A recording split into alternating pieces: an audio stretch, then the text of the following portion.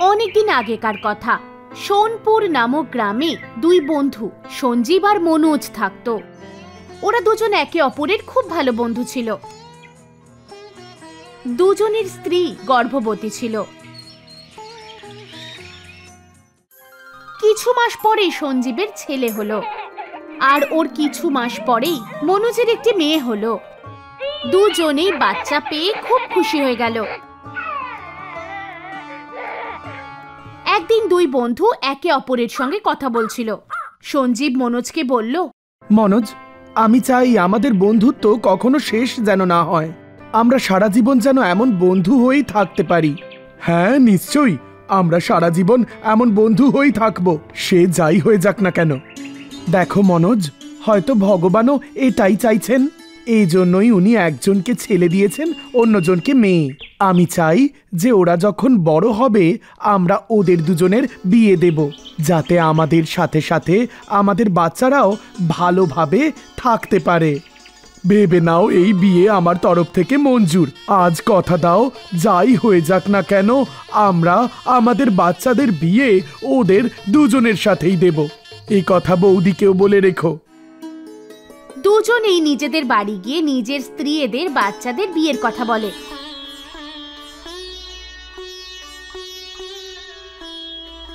ওদের বউয়েরাও স্বামীদের এই সিদ্ধান্তে খুশি হয়।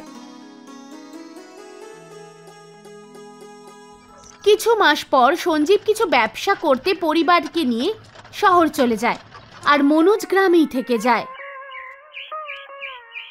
ধীরে ধীরে সময় কেটে যায়। বাচ্চারা দুজনেই বড় হয়ে উঠতে থাকে। মনোজ নিজের মেয়ের নাম সুহানি রেখেছিল, আর সঞ্জীব নিজের ছেলের নাম রাঘব রেখেছিল। সুহানি ছোট থেকেই ধর্মরাজের ভক্ত ছিল। ও মন দিয়ে পূজা পাঠ করত আর ভালো করে লেখাপড়াও করত। কিন্তু সঞ্জীবের ছেলে রাঘব খারাপ সঙ্গে পড়ে বিভিন্ন রকম নেশা করতে থাকে। সঞ্জীব ওকে বোঝানোর চেষ্টা করে, কিন্তু ও বুঝতেই চাইছিল না। সঞ্জীব ছেলেকে বলল, বাবা, তুমি নিজেকে নিজে সামলে নাও। এভাবে নিজের জীবনটাই তুমি নষ্ট করতে চলেছ। নিজেকে নিজের নেশার হাত থেকে মুক্ত করো। বাবা, আসলে এসবে কিছুই হয় না। এমন আমার মতো অনেক লোক আছে যারা আমার থেকেও বেশি নেশা করে, কিন্তু ওদের কিচ্ছু হয় না। আপনি আমার চিন্তা করবেন না। সঞ্জীব যতই বোঝাক কোনো কিছুই কাজ করছিল না। এদিকে গ্রামে মনোজ অসুস্থ হয়ে পড়ল। ওর যতই চিকিৎসা করানো হোক, ও কিছুতেই ঠিক হচ্ছিল না। একদিন সঞ্জীব ওর সঙ্গে দেখা করতে গ্রামে এলো। সঞ্জীব মনোজকে বলল, মনোজ, তোমার শরীর তো দিন দিন খারাপ হয়ে যাচ্ছে দেখছি। হ্যাঁ সঞ্জীব, মনে হচ্ছে আর আমি বেশি দিন বেঁচে থাকবো না। সঞ্জীব, তোমার সেই কথাটা মনে আছে তো? আমরা একে অপরকে কথা দিয়েছিলাম আমাদের ছেলেমেয়ের বিয়ে দেব। হ্যাঁ বন্ধু, তা আমি কি করে ভুলে যেতে পারি? দুজনকে আমি অবশ্যই বিয়ে দেব।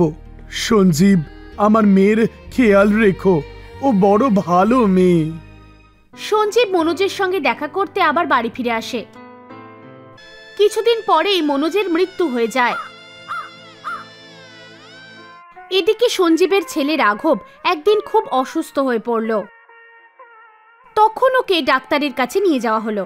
ডাক্তার ওকে দেখে শুনে সঞ্জীবকে বলে, দেখুন, আপনার ছেলের একটা কঠিন অসুখ হয়েছে। ভালো করে ওর দেখভাল করুন, আর কিছু মাসই ও বাঁচবে। এই কথা জানার পর সঞ্জীব আর ওর বউয়ের পায়ের তলা থেকে জমি সরে গেল। দুজনে খুব বেশি দুঃখী হয়ে গেল। তখন সঞ্জীব তার বউকে বলল, আমি আমার বন্ধু মনোজকে কথা দিয়েছিলাম যে আমার ছেলের বিয়ে ওর মেয়ের সাথেই দেব, কিন্তু এখন তো আমাদের ছেলের জীবনের কোনো নিশ্চয়তাই নেই। তখনই সঞ্জীবের বউ বলল, তুমি গিয়ে মনোজের বউকে সবকিছু বলো। আমরা জেনে শুনে ওর জীবন শেষ করতে পারি না। ও তো আমাদের মেয়ের মতোই। সঞ্জীব গ্রামে এসে মনোজের বউয়ের সঙ্গে দেখা করলো আর ছেলের অসুস্থতা সম্পর্কে জানালো।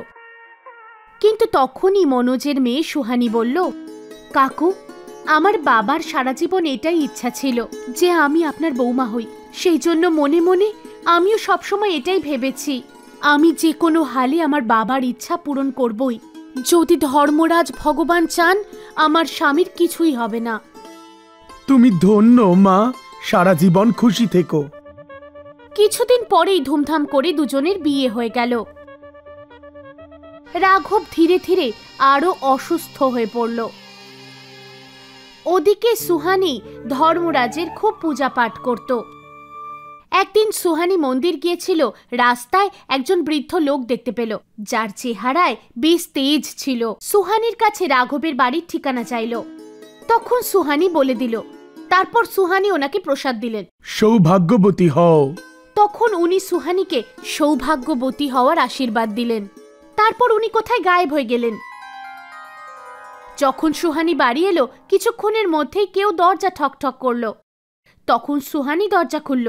তখন দেখল ওই বৃদ্ধ ব্যক্তি দরজায় দাঁড়িয়ে আছে। তারপর উনি সুহানির সামনে ধর্মরাজ রূপে প্রকট হয়ে গেলেন আর বললেন, কন্যা, আমি ধর্মরাজ। তুমি আমার সত্যিকারের ভক্ত, তাই আমি তোমাকে দর্শন দিলাম। আমি তোমার স্বামীকে আমার সাথে নিয়ে যেতে এসেছি। এবার ওর যাওয়ার সময় হয়ে এলো। সুহানি ধর্মরাজের পায়ে পড়ে গেল। না ভগবান, আপনি এরম করতে পারেন না। আপনি আপনার ভক্তের সিঁদুর মুছে দিতে পারেন না। কন্যা, যার যাওয়ার সময় চলে আসে তাকে তো যেতেই হয়। এমনিতেই প্রত্যেককেই তো একদিন না একদিন মৃত্যুবরণ করতেই হয়। কিন্তু ভগবান, আপনি তো স্বয়ং আমায় সৌভাগ্যবতী হওয়ার আশীর্বাদ দিলেন। তাহলে সেই আশীর্বাদ মিথ্যে ছিল? সুহানির এই কথা শুনে ধর্মরাজ চিন্তায় পড়ে গেলেন আর বললেন, মা, তুমি শুধু আমার সত্যিকারের ভক্তই না, তুমি একজন পতিব্রতা স্ত্রী। আমি তোমার ভক্তিতে বড়ই প্রসন্ন, আর তাই আমি তোমাকে বরদান স্বরূপ তোমার স্বামীর জীবন দিলাম, সর্বদা সৌভাগ্যবতী থাকার আশীর্বাদ দিলাম। এরপর ধর্মরাজ ওখান থেকে অন্তর্ধান হয়ে গেলেন। এখানে চমৎকারের মতো সুহানির স্বামী রাঘব একেবারে সুস্থ হয়ে উঠল। এবার তো সবাই খুব খুশি ছিল আর সুহানির ভক্তিতে প্রসন্ন ছিল। সবাই মিলে ধর্মরাজ ভগবানকে ধন্যবাদ দিলেন। আর এবার রাঘব নেশা করা ছেড়ে দিল আর পিতার ব্যবসা সামলাতে লাগলো। এবার ওরা সবাই সুখে শান্তিতে জীবন যাপন করতে শুরু করলো। দয়ারাম হাওয়াতে উড়ছিল, কিন্তু উড়তেও একদম রাজি ছিল না। যমরাজ দয়ারামকে নিজের ষাঁড়ের পিঠে চড়িয়ে যমলোক নিয়ে যাচ্ছিল।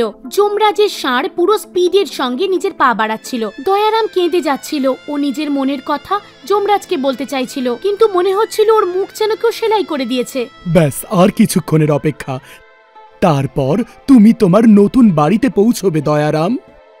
দেখুন যমরাজজি, এখনো আমার মৃত্যুর সময় হয়নি। আমি এখন যমলোকে যেতে চাই না। আমাকে বাড়ি ফিরতে হবে যমরাজজি। দেখো দয়ারাম, অদৃষ্টে যা লেখা তাই হবে, তা না তুমি বদলাতে পারবে না আমি। যমরাজ নিজের ষাঁড়কে আরো দ্রুত চলতে বলল। যেমন আপনার ইচ্ছা প্রভু। দয়ারাম যমলোকেই পৌঁছে গিয়েছিল, কিন্তু কোথা থেকে একটা উড়োজাহাজ এসে যমরাজের ষাঁড়কে ধাক্কা মারলো, আর সেই ধাক্কার চোটে দয়ারাম একেবারে নিচে এসে পড়ল।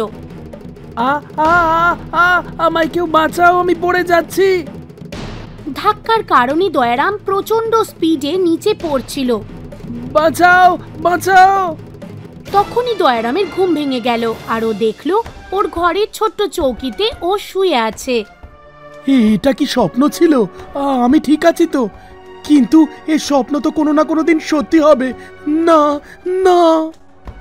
70 বছরের দয়ারাম সবজি বিক্রির কাজ করে। প্রচন্ড গরম হোক বা ঝমঝমিয়ে বৃষ্টি, দয়ারাম নিজের সবজির ঠেলা নিয়ে গলিতে গলিতে ঘুরত। আলু আছে, ভেন্ডি আছে, পটল আছে। দয়ারামের স্ত্রী অনেক আগেই মারা গিয়েছিল। একটা ছেলে ছিল, কিন্তু তাদের বিয়ের 1 বছর পর সড়ক দুর্ঘটনায় নিজের স্ত্রীর সঙ্গেও প্রাণ হারায়। আর পিছনে পড়েছিল ওদের ছোট্ট একটা ছেলে। না না, কেঁদো না বাচ্চা, কেঁদো না। কাঁপা কাঁপা হাতে দয়ারাম সেই বাচ্চাটাকে কোলে তুলে নেয়, আদর করে আর সান্ত্বনা দিতে থাকে। ছোট্ট বাচ্চাটা বেশ বুদ্ধিমান ছিল। একমাত্র ছেলের মৃত্যু দয়ারামকে ভেঙে তো ফেলেছিল, কিন্তু এই বাচ্চার দায়িত্বও তো ওর ওপরেই ছিল। এবারও মুন্নার জন্যই শুধু বেঁচে থাকতে চাইছিল। সেই জন্য প্রতিদিন ক্লান্ত না হয়ে ও সবজি বিক্রি করতে বেরিয়ে পড়ত। আলু আছে, ভেন্ডি আছে, পটল আছে। আরে ভাই, তাড়াতাড়ি সবজি থলির মধ্যে রাখো, কাজ আছে। রাখছি সাহেব, রাখছি। আসলে বয়স হয়েছে তো আমার, তাই। গ্রাহক দয়ারামকে টাকা দিল আর চলে গেল। দয়ারাম দিনভর অলিগলি ঘুরত আর সবজি বিক্রি করত। তাতেও ওর রোজগার হতো বেশ কম, আর কোনোভাবে খাবার জোগাড় করত ও। দয়ারাম নিজে একবেলা খাবার খেত, কিন্তু মুন্নাকে কখনো ক্ষুধার্ত রাখত না, কারণ একমাত্র ওই ছিল ওর সম্পদ, ছেলে আর বৌমা চলে যাওয়ার পর। আরে ব্যাস দাদু, আর কত খাওয়াবে আমায়? আমার পেট ভরে গেছে, নাও এবার তুমি খাও। আরে বাবা, এটা শেষ গাল, এটা খেয়ে নে, ব্যাস হয়ে যাবে। ছোট্ট মুন্নার বয়স এখন 7 বছর। ও স্কুল যেতেও শুরু করে দিয়েছিল। দাদু, আমার স্কুলে যেতে ভালো লাগে না, তোমাকে খুব মনে পড়ে।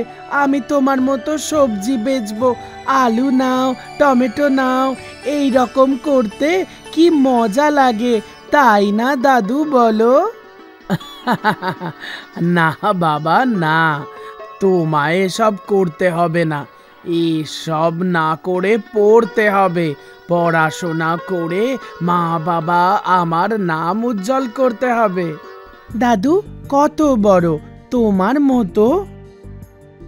আমি আর কোথায় বড় মানুষ, আমি তো সবজি বেচা একটা গরিব। এইভাবে মুন্না আর দয়ারামের জীবন কেটে যাচ্ছিল, কিন্তু দয়ারামের ওই স্বপ্নটা বারবার মনে পড়তো। ও অসহায়ভাবে মুন্নার পরবর্তী জীবনের কথা ভাবতে থাকতো, আর বাড়ির কোণে চুপি চুপি কাঁদতো। আমি তো এবার বড় বুড়ো হয়েছি, হাত পাও আর চলতে চায় না।